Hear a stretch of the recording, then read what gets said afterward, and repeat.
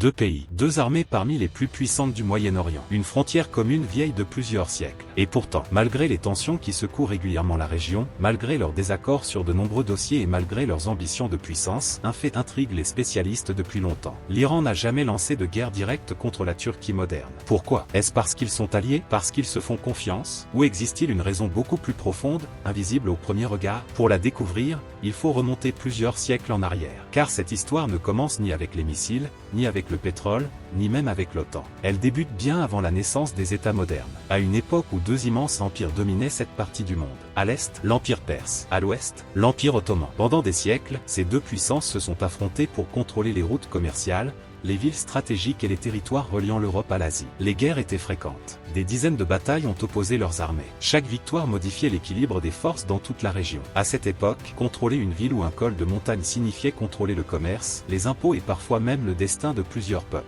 Mais contrairement à d'autres rivalités historiques, une chose étonnante finit par se produire. Après de nombreux conflits, les deux empires comprirent qu'aucun ne pouvait réellement éliminer l'autre. Chaque campagne militaire coûtait des milliers de vies. Les finances s'épuisaient. Les armées perdaient leurs meilleurs soldats. Et surtout, les frontières changeaient très peu. Petit à petit, un équilibre s'installa. Cet équilibre aboutit à plusieurs accords qui fixèrent progressivement une frontière relativement stable. Fait remarquable, une grande partie de cette frontière existe encore aujourd'hui entre l'Iran et la Turquie. C'est l'une des plus anciennes frontières internationales encore reconnues dans le monde. Pendant que d'autres régions voyaient leur carte entièrement redessinée, cette frontière, elle, traversait les siècles. Et ce simple détail va jouer un rôle immense dans la stabilité des relations entre les deux pays. Car lorsqu'un État revendique le territoire de son voisin, les risques de guerre augmentent considérablement. Mais lorsque la frontière est acceptée par les deux côtés depuis longtemps, une grande source de conflit disparaît. Cela ne veut pas dire que tout devient paisible. Au contraire, les rivalités continuent, mais elles prennent une autre forme. Les siècles passent, les empires disparaissent. L'Empire ottoman s'effondre après la Première Guerre mondiale. La Turquie moderne voit le jour sous la direction de Mustafa Kemal Atatürk. Quelques décennies plus tard, l'Iran connaît lui aussi de profonds bouleversements politiques. Deux États modernes remplacent les anciens empires. Mais une chose reste identique, la frontière. Et surtout, la conscience qu'une guerre directe coûterait énormément aux deux camps. Pour comprendre cela, il faut regarder leur géographie. La Turquie occupe une position exceptionnelle. Elle contrôle les détroits du Bosphore et des Dardanelles, véritables portes entre la mer Noire et la Méditerranée. Elle relie l'Europe, le Caucase et le Moyen-Orient. Des milliers de navires empruntent ces passages chaque année. Son territoire constitue également un carrefour pour les routes commerciales, les pipelines énergétiques et les grands axes ferroviaires reliant plusieurs continents. L'Iran possède, lui aussi, une position stratégique. Au sud, il ouvre sur le golfe Persique. À l'est, il est connecté à l'Asie centrale. Au nord, il est proche de la mer Caspienne. Et à l'ouest, il partage cette longue frontière avec la Turquie. Ces deux pays sont donc voisins. Mais ils sont surtout des carrefours. Ils permettent le passage de marchandises, de gaz, de pétrole et de nombreuses infrastructures essentielles. Détruire cette stabilité par une guerre reviendrait à perturber une partie des échanges entre l'Asie, le Moyen-Orient et l'Europe. C'est précisément pour cette raison que leurs relations sont bien plus complexes qu'on pourrait le croire. Ils ne sont pas toujours d'accord. Ils défendent parfois des intérêts différents. Mais ils savent aussi que leur proximité géographique les oblige à coexister. Au fil des décennies, un autre élément vient renforcer cette réalité. Les échanges économiques. Chaque année, des milliers de camions franchissent leurs frontières. Des entreprises commercent. Des touristes voyagent. Des infrastructures énergétiques relient certaines régions. Même lorsque les tensions politiques augmentent, ces échanges ne disparaissent pas totalement. Ils constituent un intérêt commun. Et lorsqu'il existe des intérêts communs importants, les dirigeants réfléchissent à deux fois avant de choisir la voie militaire. Pourtant, si l'on s'arrête ici, quelque chose ne colle pas. Car le Moyen-Orient est loin d'être une région calme. L'Iran entretient des relations difficiles avec plusieurs États. La Turquie intervient régulièrement dans différents dossiers régionaux. Leurs visions politiques sont parfois très différentes. Alors pourquoi cette rivalité ne se transforme-t-elle presque jamais en guerre ouverte? La réponse ne dépend pas seulement de leur histoire. Elle dépend aussi des alliances internationales, des équilibres militaires, des ressources énergétiques et d'une organisation qui influence profondément toute la région. C'est justement ce que nous allons découvrir dans la suite de cette vidéo. À première vue, tout semble pourtant opposer l'Iran et la Turquie. Leurs systèmes politiques sont différents. Leurs priorités diplomatiques ne sont pas les mêmes. Et sur plusieurs crises régionales, leurs intérêts se heurtent régulièrement. En Syrie, par exemple, les deux pays ont longtemps soutenu des camps différents. L'Iran a apporté son soutien au gouvernement syrien. La Turquie, elle, a soutenu plusieurs groupes d'opposition tout en menant ses propres opérations militaires près de sa frontière. Pendant plusieurs années, leurs objectifs semblaient totalement incompatibles. Pourtant, aucun missile iranien n'a été tiré contre la Turquie. Aucune invasion n'a été lancée. Pourquoi? Parce qu'en géopolitique, le véritable adversaire n'est pas toujours celui avec lequel on est en désaccord. Les États calculent avant tout les conséquences. Et celle d'une guerre entre l'Iran et la Turquie serait gigantesque. Commençons par un élément souvent sous-estimé, l'économie. Malgré leur rivalité, les deux pays commercent depuis des décennies. Des milliers de camions traversent chaque année les postes frontières. L'Iran exporte notamment du gaz naturel vers la Turquie. Les entreprises turques vendent de nombreux produits sur le marché iranien. Les deux économies restent donc partiellement liées. Une guerre interromprait brutalement ces échanges. Les pertes économiques seraient immenses. Mais ce n'est encore qu'une partie de l'équation. Le deuxième élément est beaucoup plus stratégique. La Turquie appartient à l'OTAN. Cette alliance militaire rassemble plusieurs pays d'Europe et d'Amérique du Nord. Son objectif principal est la défense collective de ses membres. Dans la pratique, la manière dont une crise évoluerait dépendrait toujours du contexte politique et des décisions des États concernés. Mais pour n'importe quel dirigeant, ce facteur entre dans les calculs. L'Iran sait qu'une attaque directe contre la Turquie ne serait pas un conflit ordinaire. Les risques diplomatiques et militaires seraient considérablement plus élevés qu'un affrontement avec un pays isolé. À cela s'ajoute un autre élément, la puissance militaire turque. La Turquie possède l'une des armées les plus importantes de la région.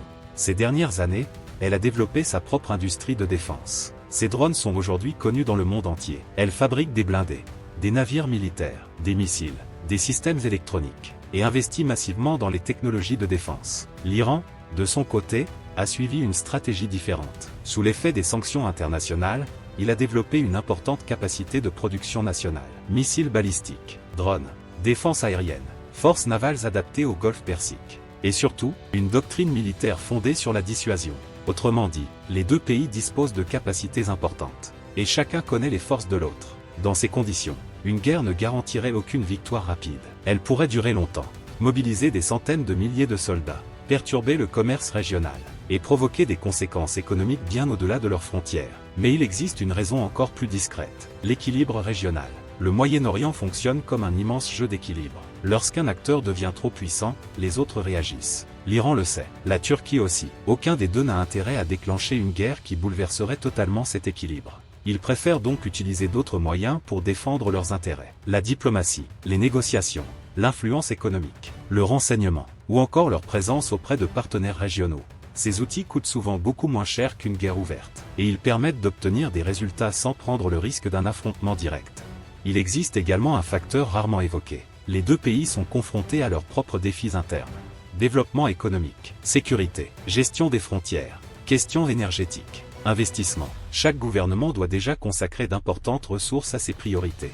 Ouvrir un nouveau conflit majeur risquerait d'aggraver ces difficultés. Voilà pourquoi, malgré les tensions, malgré les désaccords, et malgré leurs ambitions régionales, la prudence l'emporte généralement. Mais une question demeure.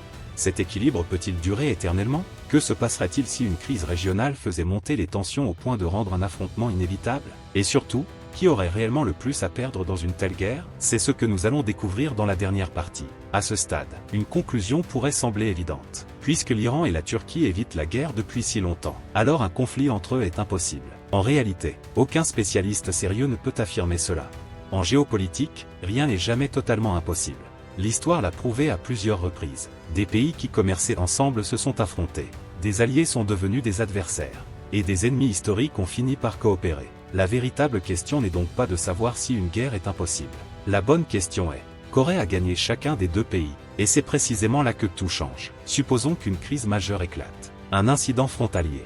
Une escalade dans un pays voisin. Ou une série de provocations qui dégénèrent. Les premières heures seraient probablement dominées par les frappes de précision. L'Iran dispose d'un important arsenal de missiles et de drones capables d'atteindre des cibles à longue distance. La Turquie possède également des drones de combat, une aviation moderne et une industrie militaire capable de soutenir rapidement ses forces. Très vite, les deux camps chercheraient à protéger leurs infrastructures stratégiques. Bases militaires, centres de commandement, installations énergétiques, axes de transport. Mais contrairement à ce que montrent souvent les films, une guerre moderne ne se résume pas aux chars et aux avions. Elle touche aussi l'économie, les banques, les réseaux informatiques, les communications, les exportations, les marchés financiers, le tourisme, les investissements. En quelques jours seulement, les conséquences pourraient dépasser largement les frontières des deux pays. Les marchés de l'énergie réagiraient immédiatement. Les investisseurs s'inquiéteraient. Les routes commerciales reliant l'Europe, le Caucase et le Moyen-Orient pourraient être perturbées. Les prix du pétrole et du gaz pourraient connaître de fortes variations selon l'ampleur du conflit. Et plus la guerre durerait, plus son coût deviendrait difficile à supporter. Mais il existe un autre élément souvent oublié. Aucun des deux pays n'est isolé. La Turquie entretient des relations avec de nombreux partenaires occidentaux, européens et régionaux. L'Iran possède lui aussi ses propres partenaires et réseaux diplomatiques. Une guerre risquerait donc d'impliquer progressivement d'autres acteurs, pas nécessairement par une intervention militaire directe, mais par un soutien économique, du renseignement, des livraisons d'équipements, des sanctions, ou des pressions diplomatiques. Autrement dit, un conflit local pourrait rapidement produire des effets internationaux. C'est précisément ce que cherchent à éviter les dirigeants. Et c'est là que se trouve la véritable réponse à notre question. L'Iran n'évite pas la guerre avec la Turquie parce qu'il est faible. La Turquie n'évite pas la guerre parce qu'elle craint l'Iran. Les deux pays évitent surtout un conflit direct parce qu'ils savent qu'il serait extrêmement coûteux, sans offrir de véritables avantages stratégiques durables. En géopolitique, la puissance ne consiste pas seulement à gagner une guerre. La véritable puissance consiste parfois à empêcher qu'elle n'éclate. Depuis plusieurs siècles, malgré les changements de régime, les crises régionales et les transformations du monde, cette logique est restée étonnamment stable. Les gouvernements changent, les alliances évoluent, les technologies militaires progressent. Mais une réalité demeure. L'Iran et la Turquie ont davantage à perdre qu'à gagner dans une guerre ouverte. C'est pourquoi leur rivalité s'exprime le plus souvent par la diplomatie, l'influence économique, la compétition régionale ou les jeux d'alliance plutôt que par une confrontation militaire directe. Et c'est précisément ce qui rend cette relation si fascinante. Car derrière chaque décision se cachent des décennies d'histoire, des calculs stratégiques, et des intérêts que l'on ne voit presque jamais dans les gros titres. La géopolitique ne consiste pas seulement à observer les conflits, elle consiste surtout à comprendre pourquoi certaines guerres n'ont jamais lieu. Si cette vidéo t'a permis de mieux comprendre les véritables rapports de force entre les grandes puissances, tu vas adorer les autres documentaires disponibles sur la chaîne. Tu y découvriras des cartes animées, des analyses détaillées et des explications complètes sur les plus grands mystères de la géopolitique mondiale. Abonne-toi et regarde dès maintenant une autre vidéo complète de la chaîne.